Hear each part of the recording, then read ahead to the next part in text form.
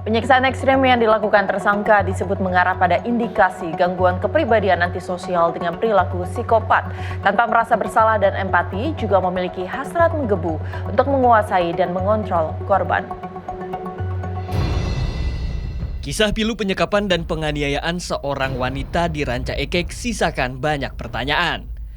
Apa yang dilakukan tersangka tergolong ekstrim, sehingga perlu dilakukan pendalaman psikologis, juga dugaan tersangka menghindari hukuman berat. Kemudian kalau saya tidak salah ya, barulah pada bulan Maret ya, karena mungkin kondisinya sudah makin parah ini, sang pria mulai juga berpikir dengan pendekatan kejahatannya, yakni bahwa kalau saya terus pelihara ini sebagai korban dan kemudian meninggal, maka saya akan kena pasal lebih berat, gitu kan? Ini kan ciri-ciri cara berpikirnya pelaku kejahatan kan? Setelah dia mendapatkan apa yang dia mau, maka dia berusaha mengurangi pasal yang mungkin akan dituduhkan padanya kalau kemudian tertangkap. Jadi dengan kata lain, sebetulnya ada bibit psikopatnya pada si pria, ada juga bibit bucinnya pada sang wanita, dan pada yang ketiga juga ada bibit kejahatannya, gitu ya. Itu setengah tahun awal, maka sebetulnya kondisinya adalah sama-sama suka, sama-sama senang, gitu ya. Kalaupun ada manipulasinya masih so-so lah gitu ya. Demikian juga sang wanita, karena tadi bucinnya, maka dia juga tidak merasa dikerjai.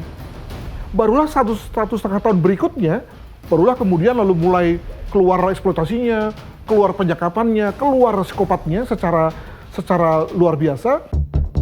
Ada dua kemungkinan seseorang tega melakukan perbuatan sadis terhadap orang lain. Trauma di masa kecil yang tumbuhkan kepribadian menyimpang. Ada dua cara melihatnya. Pertama, memang mereka-mereka yang memiliki masa kecil yang kelam, ya, gloomy gitu, dan akan melakukannya pada saat dia memiliki kewenangan, memiliki kontrol, memiliki kendali, gitu ya. Jadi dia mengulangi.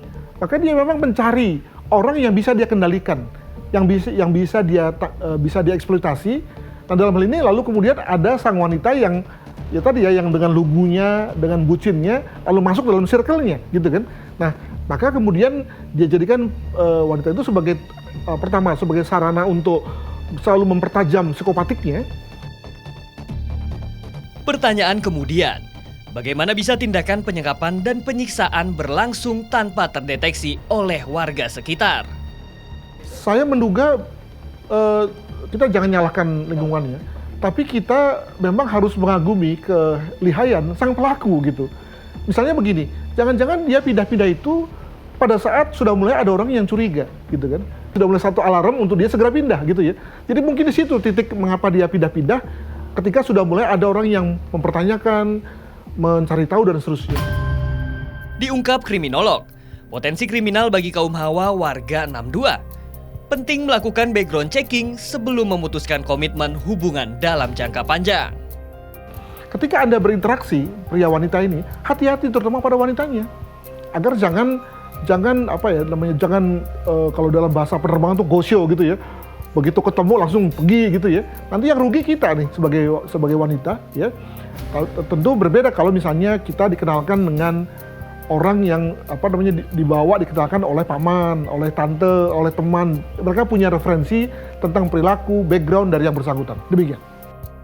Masih terus didalami dugaan kekerasan yang dilakukan pelaku utama.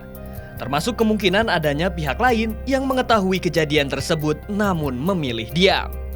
Adrian Ditya, Rio Pramasta, melaporkan.